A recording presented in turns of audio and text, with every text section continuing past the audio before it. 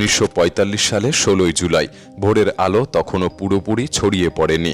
আমেরিকার new Mexico মরুভূমিতে কয়েকজন বিজ্ঞানী নিঃশব্দে অপেক্ষা করছিলেন এক ঐতিহাসিক মুহূর্তের জন্য। সকাল 5:30 হঠাৎ করেই ভূমি কেঁপে ওঠে, আকাশ লাল হয়ে যায় আর এক বিশাল ধোঁয়ার বেলুন, যার কেন্দ্র জুড়ে জ্বলছিল আগুনের গোলা, ঊর্ধ্বে উঠে গিয়ে তৈরি করে একটি মাশরুম আকৃতির মেঘ। মনে হচ্ছিল যেন সূর্য নিজেই পৃথিবীতে নেমে এসেছে। এই দৃশ্য যখন বিজ্ঞানী রবার্ট ওপেনহাইমার দেখতে পান, তিনি একটি কথাই বলেন, এবার আমি মৃত্যুর রূপ ধারণ করেছি, এই পৃথিবীর ধ্বংসকারী। তবে এই ঘটনাটি ছিল একটি পরীক্ষার ফলাফল মাত্র। এবার এই অস্ত্র বাস্তবে ব্যবহার হতে চলেছে।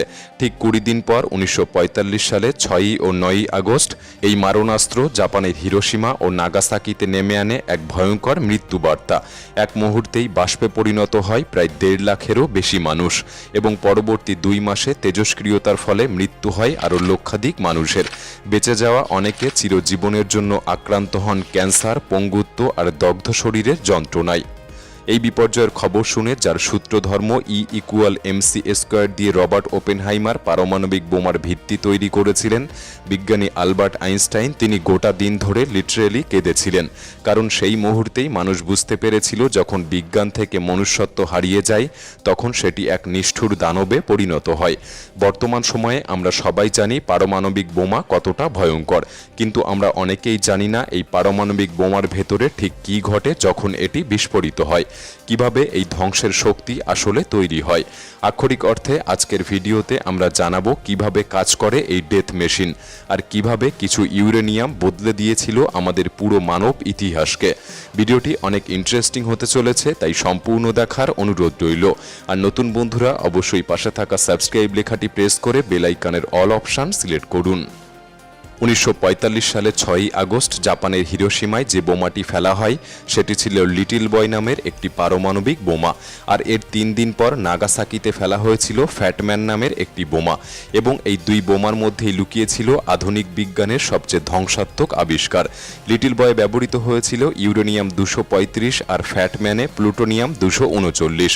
এই দুটি উপাদানই একটি বিশেষ বৈজ্ঞানিক প্রক্রিয়ার মাধ্যমে কাজ করে, যার নাম নিউক্লিয়ার ফিশন বা পরমাণু বিভাজন। ফিশন বা বিভাজন প্রক্রিয়ায় একটি ইউরেনিয়াম বা প্লুটোনিয়ামের পরমাণুতে নিউট্রন ছুড়ে দিলে সেই পরমাণুটি ভেঙে যায় এবং তার ভেতর থেকে বেরিয়ে আসে প্রচণ্ড শক্তি ও আরও কয়েকটি নিউট্রন। এই নতুন নিউট্রনগুলি আবার অন্য পরমাণুগুলির দিকে ছুটে যায়, সেগুলিও ভেঙে পড়ে এবং আরও নিউট্রন তৈরি করে। এভাবে প্রতিটি ভাঙনের সঙ্গে সঙ্গে শক্তির বিস্ফোরণ বাড়তেই থাকে, যে প্রতিক্রিয়াকে বলা হয় আনকন্ট্রোল চেইন রিয়াকশন, যা রোখা যায় না যতক্ষণ না সব ইউরেনিয়াম শেষ হয়ে যাচ্ছে। এই বিজ্ঞানটা যদি আরও সহজভাবে বুঝতে হয়, তাহলে ভাবুন একটি গ্যাস সিলিন্ডার যা খুব শক্তভাবে বন্ধ করে রাখা হয়েছে, আর ভেতরে ক্রমাগত চাপ বাড়ানো হচ্ছে।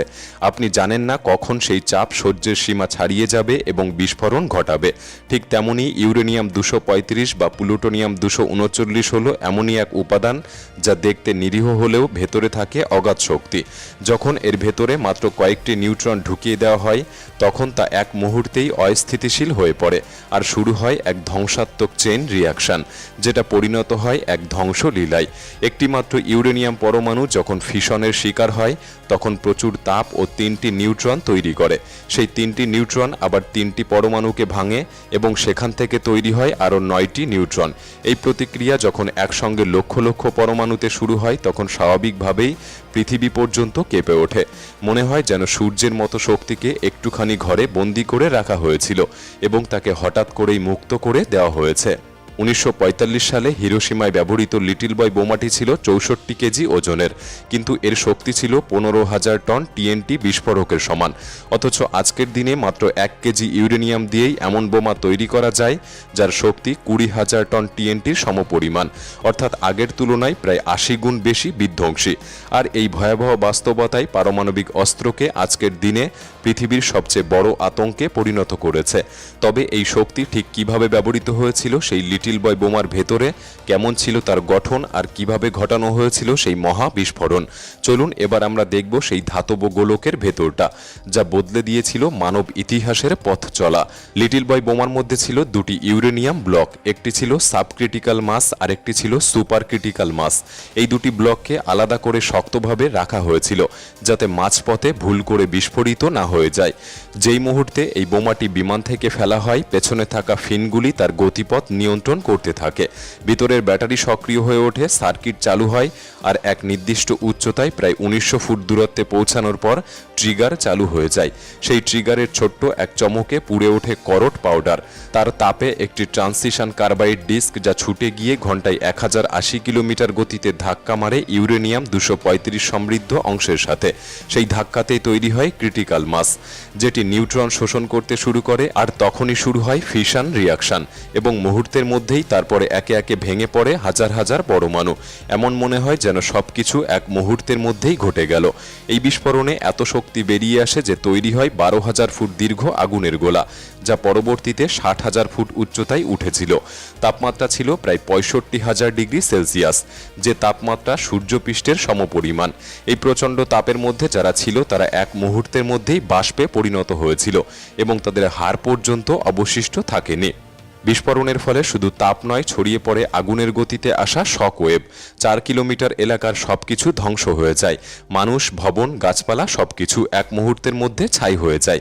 কিন্তু এই ধ্বংসলীলা এখানেই থামেনি। এরপর শুরু হয় এক অদৃশ্য বিষের খেলা, যে বিষের নাম তেজস্ক্রিয়তা।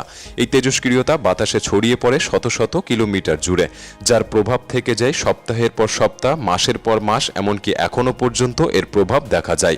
বিস্ফোরণের কয়েক বছর পর থেকে দেখা যায় অনেক শিশু জন্ম নিচ্ছে শারীরিক বিকলাঙ্গতা নিয়ে। কারো মুখ বিকৃত, কারো অঙ্গই নেই, কারো মস্তিষ্ক ঠিকমতো বিকশিত হয়নি। এই সন্তানরা হিবাকুশা বেবি নামে পরিচিত। তেজস্ক্রিয় বিকিরণ শরীরের ভেতরের জিনে এমন পরিবর্তন এনেছিল যা ভবিষ্যৎ প্রজন্মে গিয়ে আরও ভয়াবহ রূপ নিয়েছিল। ক্যান্সার, বিশেষ করে লিউকেমিয়া, থাইরয়েড ও স্তন ক্যান্সার ব্যাপকভাবে দেখা দিতে শুরু করেছিল। পাশাপাশি দেখা দিয়েছিল মানসিক অসুস্থতা, বিষণ্ণতা এবং আত্মহীনতা। এই শিশুদের অনেকেরই সমাজে অবহেলা, স্কুলে বুলিংয়ের শিকার হতে হয়। তেজস্ক্রিয়তার কারণে অনেক নারীর গর্ভপাত পর্যন্ত হয়ে যায়। কেউ বা সন্তান ধারণ ক্ষমতাই হারিয়ে ফেলে। আর যে সন্তান জন্মেছে সেও জন্ম নিয়েছে নানা রোগ নিয়ে। এই তেজস্ক্রিয়তা ছিল এমন এক নীরব বিষ যা শুধু মানুষ নয়, পুরো প্রজন্মকে ধ্বংস করে দিয়েছিল। আজও জাপানের কিছু পরিবার সেই যন্ত্রণার উত্তরাধিকার বয়ে চলেছে, এক অপরাধের দায় মাথায় নিয়ে, যে অপরাধ তারা কোনোদিনই করেনি। এই বোমাটি শুধুই একটি বিস্ফোরণ ছিল না, এটা ছিল মানবতার মুখে এক চরম অপমানের থাপ্পড়।